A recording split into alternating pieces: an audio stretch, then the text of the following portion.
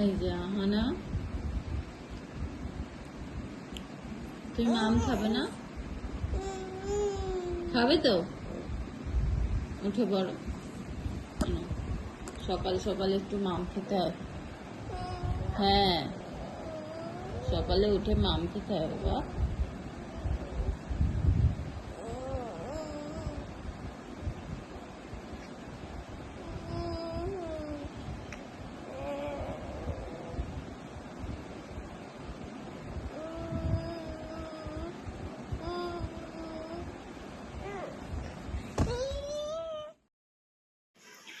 Welcome back to my channel Kashmira blog. আশা করি তোমরা সবাই খুব ভালো আছো, আর আমরাও অনেক ভালো আছি। আমাদের সবারই ব্রেকফাস্ট করা কমপ্লিট হয়ে গেছে, আর ওইদিকে আমার মেয়েও উঠে গেছে। ও একটু দেরিতেই ঘুম থেকে ওঠে, আর আমিও ওকে একটু দেরি করেই ঘুম থেকে তোলার চেষ্টা করি। কেন কি, ও যখন সকালে ওঠে, সকালে যদিও ঘুম থেকে উঠে যায়, তো তখন ওকে ও মানে সারাক্ষণ মানে ঘ্যান ঘ্যান করতে থাকে আর জেদ করতে থাকে। তো আমাকে একদমই ছাড়ে না, আর ও তাড়াতাড়ি উঠলে আমার কাজের অনেক মানে অসুবিধা হয়, আমি কোনো কাজই ঠিকভাবে করতে পারি না। তো ও উঠে গেছে, উঠে যাবার পর ওকে আমি ব্রেকফাস্ট কমপ্লিট করে দিয়েছি, মুখ ধুইয়ে খাইয়ে দিয়ে তারপরে আমি এই কিচেনটা পরিষ্কার করার উদ্দেশ্যে লেগে পড়েছি। তো তোমরা যারা আমার ভিডিওটা দেখছো তারা প্লিজ একটা কমেন্ট করে জানিও আমার ভিডিওগুলো কেমন লাগছে তোমাদেরকে। তারপরে উপরের যে র্যাকটা ছিল ওখানেও অনেক মানে মশলাপাতির র্যাক, তো ওইগুলো আমি মানে পেরে নিয়ে সব পরিষ্কার করে নিয়েছি, একদম চকচক করেছে। তো সবগুলোই পরিষ্কার করা কমপ্লিট হয়ে গেছে।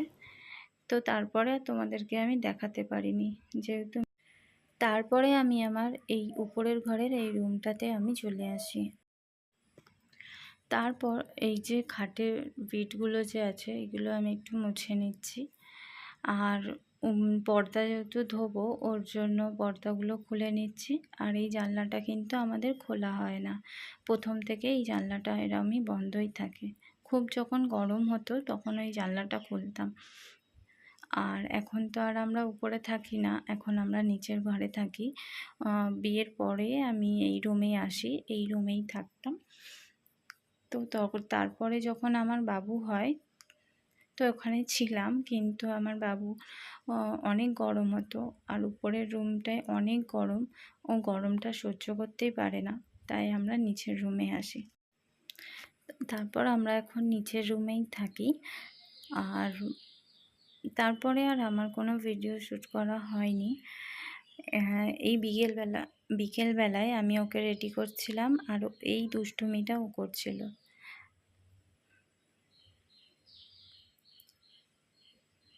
তোমাদের বাড়ির বাচ্চারা কি এরকম করে?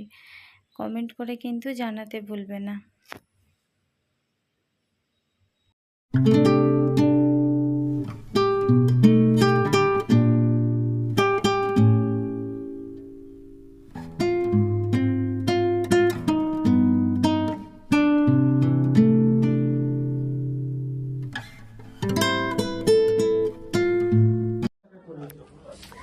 তারপরে আবার আমি ওর জামাটা খুলিয়ে অন্য জামা পরিয়ে আমার বাবুকে কেনার জন্য। আহানা হাত দেয় না, হাত দেয় না।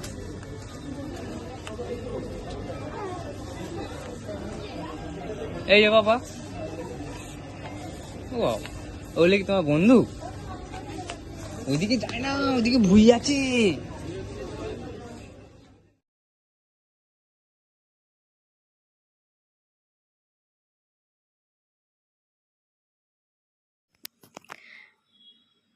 তারপরে আমরা একটু আমার বাড়ির দিকে যাচ্ছিলাম। তো আমাদের পাড়ায় এরকমভাবে লাইটিং হয়েছে ঈদের উপলক্ষে, আর আমাদের পাড়ায় অনেক বড় একটা মেলা বসে এই ঈদে। তো সেটা তোমাদেরকে দেখাচ্ছি। এখানে একটা মানে দোকান বসেই গেছে। তারপর ওখানে আমার মা নিয়ে গেছিলো, আরও ওখান থেকে আসতেই চাইছিল না। এদিকে রাত 11টা বেজে যাচ্ছিলো, আমি বাড়ি আসবো বলে তাড়াহুড়ো করছি, আর ওই মেয়ে আমাকে আসতেই দিচ্ছে না, আর ওখানে থাকবে। ওর এত মজা লাগছিল ওখানটাতে। তোমরা লাস্টে দেখতে পাবে ও কীরকমভাবে কান্না করছিল। তো ভিডিওটা আমি এখানেই শেষ করছি। দেখা হবে আবার একটা নতুন ভিডিওর সঙ্গে। ততক্ষণে সবাই সুস্থ থেকো, ভালো থেকো। আমার ভিডিওটা তোমাদেরকে কেমন লাগলো অবশ্যই একটা কমেন্ট করে জানিও। আর একটা কথা, আমার এই চ্যানেলটা অনেক দিনের চ্যানেল। তো আমি যখন চ্যানেলটা খুলেছিলাম তখন আমি রেগুলার ভিডিও দিচ্ছিলাম, তো তখন ভালোই ভিউজ আসছিল। আমি হঠাৎই ভিডিও দেওয়া অফ করে দিই, তো তারপরে এখন করে আমি ভিডিও দিচ্ছি। তো এখন দেখছি আমার ওয়াচ টাইমটা কেটে নেওয়া হচ্ছে। আর ইউটিউবে 1 বছরের মধ্যে 1000 সাবস্ক্রাইবার আর 4000 ওয়াচ টাইমটা কমপ্লিট করতে হয়। তো আমার তো কমপ্লিট করা হয়নি, হয়তো ওর জন্যই ওয়াচ টাইমটা আমার কেটে নেওয়া হচ্ছে।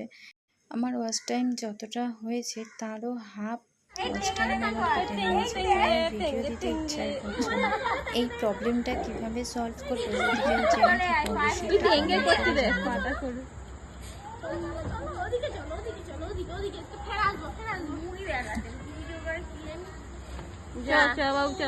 মামাম চলে যাচ্ছে, মামাম চলে যাচ্ছে।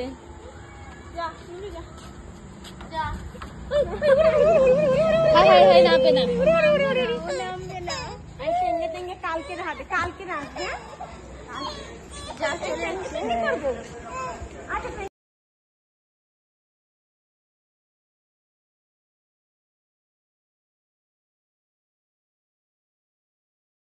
আজকের